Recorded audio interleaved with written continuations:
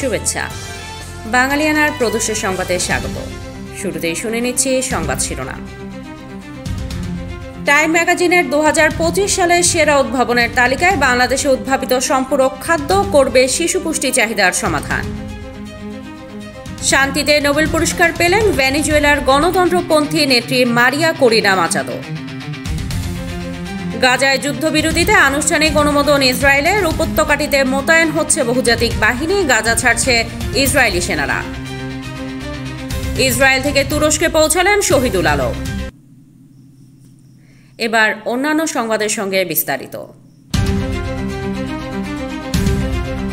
বিশ্বখ্যাত টাইম সাময়িকী তাদের মর্যাদাপূর্ণ টাইম শ্রেষ্ঠ উদ্ভাবন 2025 তালিকায় সামাজিক প্রভাব বিভাগে স্থান দিয়েছে MDCF-2 নামের একটি বিশেষ সম্পূরক খাবারকে। অপুষ্টিগ্রস্ত শিশুদের অন্ত্রের স্বাস্থ্য পুনরুদ্ধারে এই খাবার তৈরি করেছেন ICDDRB ও যুক্তরাষ্ট্রের ওয়াশিংটন ইউনিভার্সিটির গবেষকরা। MDCF-2 হল মাইক্রোবায়োটা ডিরেক্টেড কমপ্লিমেন্টারি ফুড। এটি একটি বিশেষ ধরনের সম্পূরক খাবার যা অন্ত্রের উপকারী জীবাণুগুলোকে সক্রিয় করে শিশুদের স্বাস্থ্যকর বিকাশে সাহায্য করে। বিগত কয়েক বছরে কিছু উন্নতি হলেও সারা বিশ্বে 5 বছরের কম বয়সী শিশু মৃত্যুর প্রায় অর্ধেকের জন্য অপুষ্টিই দায়ী। যুদ্ধ, বাস্তুচ্যুতি ও প্রাকৃতিক দুর্যোগ এই সমস্যাকে আরও ভয়াবহ করে তুলছে। এই পরিস্থিতিতে বিশ্বের কোটি কোটি শিশু এখনও খর্বতা ও কৃশতার ঝুঁকিতে রয়েছে। ছোলা, সয়াবিন, চীনাবাদাম ও কাঁচা কলার গুঁড়োর বিশেষ মিশ্রণে তৈরি MDCF-2। খাবারটির উপকরণগুলো এমনভাবে বাছাই করা হয়েছে যাতে অন্ত্রের বিশেষ কিছু উপকারী জীবাণু পর্যাপ্ত পুষ্টি পায়। এই যুগান্তকারী উদ্ভাবনের সূত্রপাত হয় ICDDRBর নির্বাহী পরিচালক ডক্টর তাহমিদ আহমেদ ও ওয়াশিংটন ইউনিভার্সিটির অন্ত্র জীবাণু গবেষক ডক্টর জেফ্রি গর্ডনের এক অনানুষ্ঠানিক আলোচনা থেকে। ডক্টর তাহমিদ শিশুদের অপুষ্টি নিয়ে কয়েক দশক ধরে কাজ করছেন।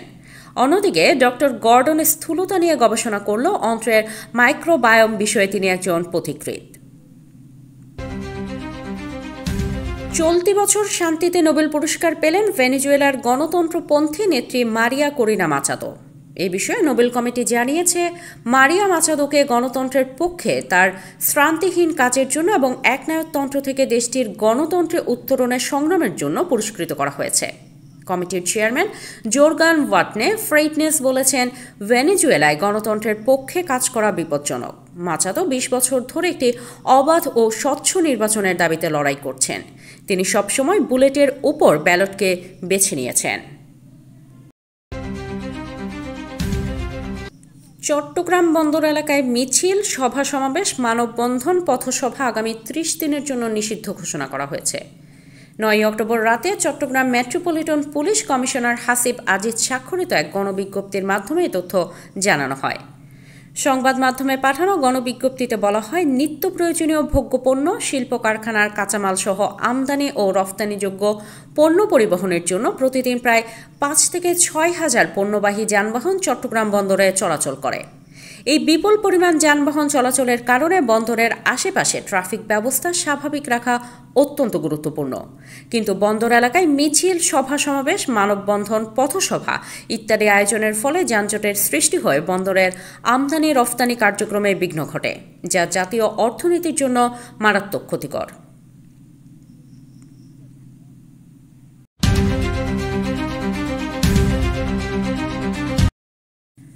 ঢাকা বিশ্ববিদ্যালয়ের ইংরেজি বিভাগের এমেরিটাস অধ্যাপক, কথাসাহিত্যিক, প্রাবন্ধিক সৈয়দ মঞ্জুরুল ইসলাম মারা গেছেন। রাজধানীর একটি বেসরকারি হাসপাতালে চিকিৎসাধীন অবস্থায় আজ শুক্রবার বিকেল 5টায় শেষ নিঃশ্বাস ত্যাগ করেন তিনি। সৈয়দ মঞ্জুরুল ইসলামের চিকিৎসার বিষয়ে হাসপাতালে যোগাযোগ রেখে চলা অন্য প্রকাশের প্রধান নির্বাহী মাজহারুল ইসলাম এ তথ্য নিশ্চিত করেছেন। সৈয়দ মঞ্জুরুল ইসলাম গত 3 অক্টোবর রাজধানীর ধানমন্ডিতে ইউনিভার্সিটি অব লিবারেল আর্টস বাংলাদেশে যাওয়ার পথে গাড়িতে অসুস্থ হয়ে পড়েন। পরে গাড়ি চালক একজনের সহায়তায় তাকে পার্শ্ববর্তী একটি হাসপাতালে নেন। সেখান থেকে তাকে লেভিট হাসপাতালে ভর্তি করা হয়। চিকিৎসকেরা জানান তার ম্যাসিভ হার্ট অ্যাটাক হয়। পরে সেখানে তার হৃদযন্ত্রে স্টেন্টিং করা হয়।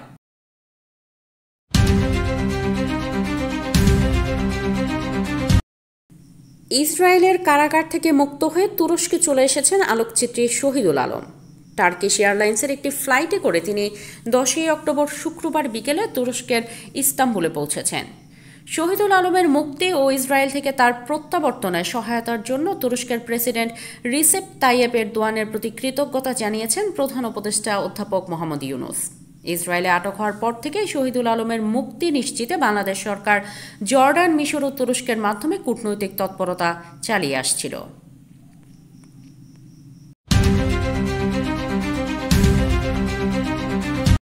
ঢাকা বিশ্ববিদ্যালয়ের চারুকলা অনুষদের বকুলতলায় শরৎ উৎসব করতে না পেরে পুরান ঢাকার গ্যান্ডারিয়া গিয়েছিল সত্যেন সেন শিল্পী গোষ্ঠী।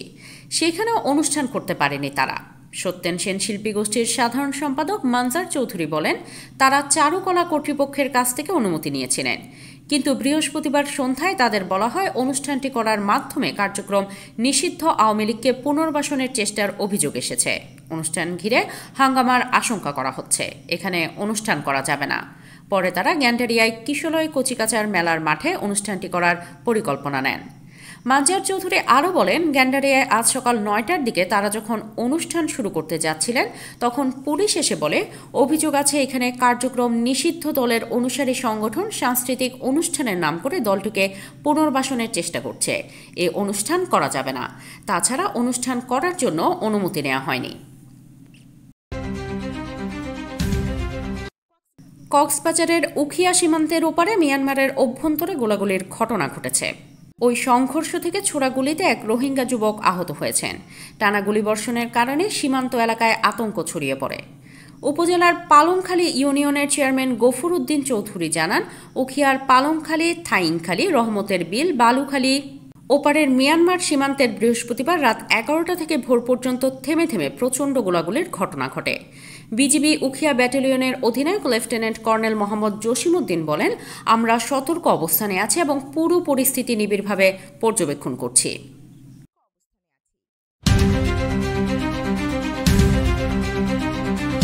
রাশিয়ায় গিয়ে ইউক্রেনের বিরুদ্ধে যুদ্ধে অংশ নিয়ে নিহত হয়েছেন রাজবাড়ীর সদর উপজেলার সাবেক সেনা সদস্য নজরুল ইসলাম। 5 মাস নিখোঁজ থাকার পর পররাষ্ট্র মন্ত্রণালয় থেকে তার মৃত্যুর খবর জানতে পেরেছে পরিবারের সদস্যরা জানান, 2020 সালে নজরুল ইসলাম সেনাবাহিনী থেকে অবসর নেন। বাড়ির জমি বিক্রি ও ঋণ নিয়ে মোট 13 লাখ টাকা দিয়ে শপিং মলের নিরাপত্তা প্রহরীর চাকরি নিয়ে 2025 সালের 28 ফেব্রুয়ারি রাশিয়ায় যান। সর্বশেষ গত 30 এপ্রিল মুঠোফোনে তার সঙ্গে কথা হয়েছিল। গত বুধবার বিকেলে পররাষ্ট্র মন্ত্রণালয় থেকে তার মৃত্যুর খবর জানানো হয়। আগামী রোববার তাদের ঢাকায় যেতে বলা হয়েছে।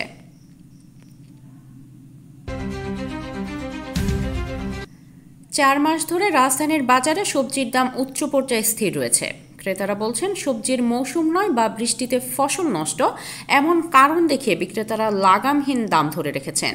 বাজারে শুধুমাত্র পেঁপে ছাড়া সব সবজির দাম 80 থেকে 100-র ঘরে। 10 অক্টোবর রাজধানীর বিভিন্ন বাজার ঘুরে সবজির বাড়তি দাম দেখা গেছে। সবজির দাম বৃদ্ধি বিষয়ে মগবাজারের সবজি বিক্রেতারা বলেন, টানা কয়েকদিন ধরে বৃষ্টির কারণে ক্ষেত ফসল ক্ষতিগ্রস্ত হয়েছে। এর প্রভাবে আরও কিছুটা দাম বেড়েছে সবজির।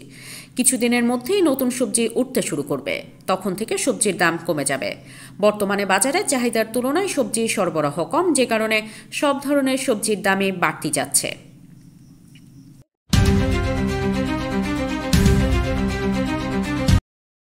সর্বসম্মত ভোটে পেরুর পার্লামেন্ট দিনা বোলুয়ার্তেকে অভিশংসিত করার পর নতুন প্রেসিডেন্ট হিসেবে কংগ্রেস প্রধান হোসে হেরিকে শপথ পড়িয়েছে।